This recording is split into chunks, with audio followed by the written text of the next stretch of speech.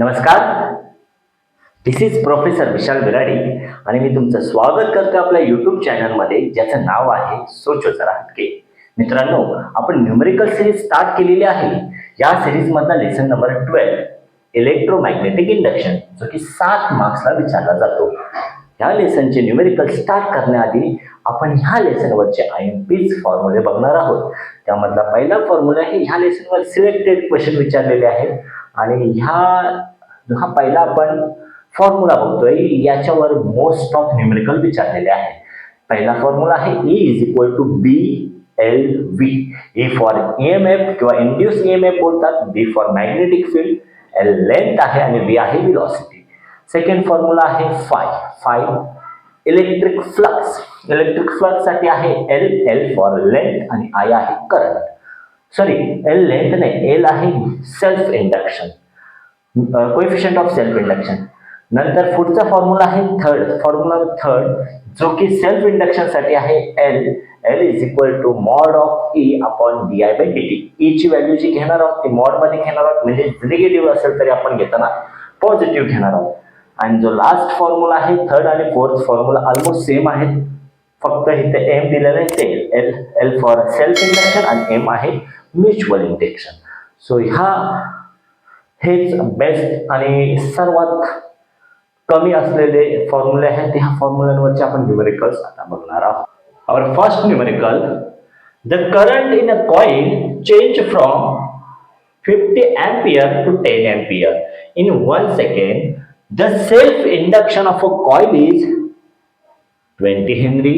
The induced EMF of a coil is. Given data आपण लिहून घेऊया मित्रांनो. गिवन डेटा मध्ये आम्हाला काय दिलंय, तर आम्हाला गिवन डेटा मध्ये दिलेलं आहे change in current. Current change होतोय कुठून, 50 to 10. मग आपण जर पॉझिटिव्ह मध्ये घेतलं तर 50 मायनस 10 अपॉन 1 सेकंड मध्ये होतोय, म्हणजेच काय भेटेल आम्हाला 40 ampere per second. Okay. The induce self इंडक्शनचा सिम्बॉल आहे L is equal to 20 henry. काढायचं काय आम्हाला, induce EMF. So E is equal to, आम्ही L चा फॉर्म्युला बघितला तर फॉर्म्युला थर्ड होता, L is equal to mod of E di/dt. Okay. तर E साठी काय फॉर्म्युला होणार आहे, E साठी फॉर्म्युला असा होईल, mod of E is equal to L into di/dt. Formula मध्ये व्हॅल्यूज पुट करूया आपण. L आहे 20 आणि हा आहे 40 अँपियर. ओके. तर ह्यांचं मल्टिप्लिकेशन होते 800 वोल्ट. जर मिली वोल्ट मध्ये म्हटलं तर जास्त व्हॅल्यू येईल. सर्व SI मध्ये आहे का, येस, अँपियर SI मध्ये आहे, सेकंड आहे, हेनरी आहे. So this is our answer. E is equal to 800 volt. Our next numerical, an aircraft of a wing of 60 meter flies horizontally in earth magnetic field 6 into 10 raised to minus 5 Tesla at a speed 500 meter per second. Calculate EMF induced between tip of wing of aircraft. Okay. तर question आम्ही एकदा परत वाचलं तर आम्हाला काय समजतोय, ही length दिलेली आहे. सो गिवन डेटा मध्ये आम्ही काय घेऊ, गिवन डेटा आमचा येतोय, गिवन डेटा मध्ये L for length which is 60 metre, horizontal in earth magnetic field, म्हणजे B दिलेला आहे, मॅग्नेटिक फील्डचा सिम्बॉल आहे B, 6 into 10 raised to minus 5 tesla at speed दिलाय, म्हणजेच आम्ही व्हेलॉसिटी म्हणतो, व्हेलॉसिटी दिलेली आहे V is equal to 500 metre per second.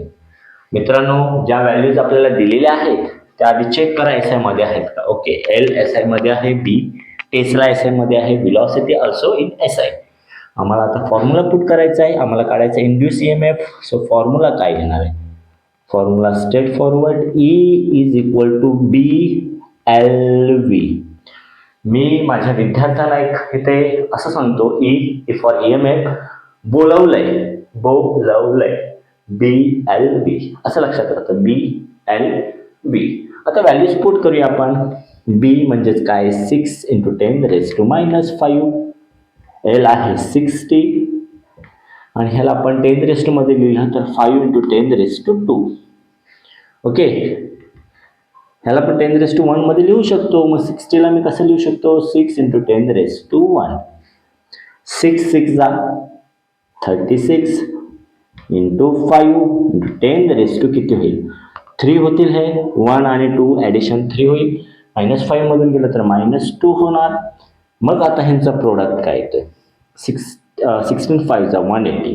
Check करा, 30 6 5 जा 30 कॅरी 3 80 बरोबर, × 10⁻². -2 म्हणजे 2 डिजिट शिफ्ट होणार आहे. म्हणजे आन्सर काय येईल, 1.8 = V.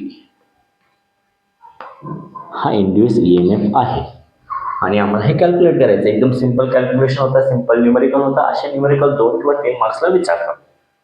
Our third numerical, an EMF of 96 volt is induced in a winding of a coil when current in the nearby coil increasing at a rate 1.20 ampere. What is the mutual induction M of a coil? आम्हाला given काय दिलेला आहे, given data. आता मित्रांनो, आता काय होतोय की आपण लेसन वाईज न्यूमेरिकल घेतोय, त्याच्यामुळे प्रॉब्लेम आम्हाला काहीच येत नाही, कारण आमच्या डोक्यात फिट आहे की ह्या लेसनवरचे न्यूमेरिकल कसे असणार आहे. पण जेव्हा आपण पूर्ण पेपर सॉल्व्ह करायला घेतो तेव्हा आपल्याला समजत नाही की हा क्वेश्चन कोणत्या लेसनचा आहे. मग अशा वेळी आपण न्यूमेरिकल एकदा नीट वाचा. Induce EMF, mutual induction, magnetic field, related word आले की समजायचं हा लेसन मधला आहे. ओके, तर आता गिवन डेटामध्ये आम्हाला EMF दिले म्हणजे E दिलेला आहे 96 वोल्ट. रेट, करंट रेट बघा, Wien current in near by coil म्हणजे करंट चेंज होतोय, di/dt असेल 1.20 एम्पियर. काढायचं काय, what is mutual induction, M काढायचंय. मग फॉर्म्युला काय आहे, फॉर्म्युला पण स्ट्रेट फॉरवर्ड आहे. M = mod of E upon mod of di/dt. Okay, असंच जर आपला सेल्फ इंडक्शन म्हटलं असतं तर सेम कॉइल मध्ये झालं असतं. हे 2 कॉइल आहेत, नियर बाय कॉइल वगैरे असे वर्ड आले नसते, पण क्वांटिटी तशाच असतात. तर व्हॅल्यूज पुट करू. 96 आहे इथे, 1.20 आहे.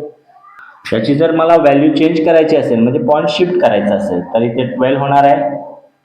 म्हणजे एक पॉईंट शिफ्ट केला मग इथे एक 0 वाढेल. 12चा पहा येत असेल तर बोला 12 × 12 12 × 8 96 आणि हे 0. आन्सर येतो 80. So M = 80. SI युनिट काय आहे तर हेनरी.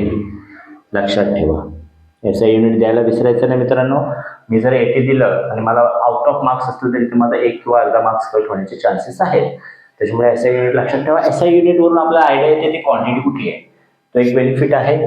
सो असे सिंपल न्यूमेरिकल ह्या लेसनवर आहेत. असे 3 न्यूमेरिकल घेतलेले आहेत जे मोस्टली विचारलेले आहेत. जर तुम्हाला हे व्हिडिओ आवडले असेल तर व्हिडिओला लाईक करा, चॅनलला सबस्क्राईब करा आणि आपल्या गरजू मित्रांपर्यंत पोहोचवा, जेणेकरून त्यांना न्यूमेरिकल सोपे होऊन जाणार आहेत मित्रांनो. थँक्यू.